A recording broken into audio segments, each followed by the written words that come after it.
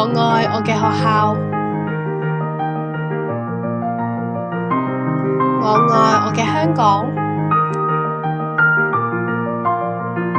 喺學校，我享受自由嘅學習生活；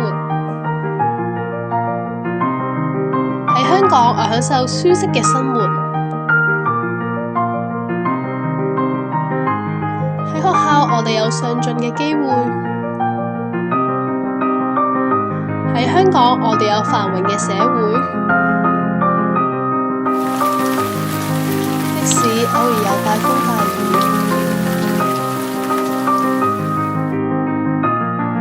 我相信我哋有能力保護自己，可以安然度過。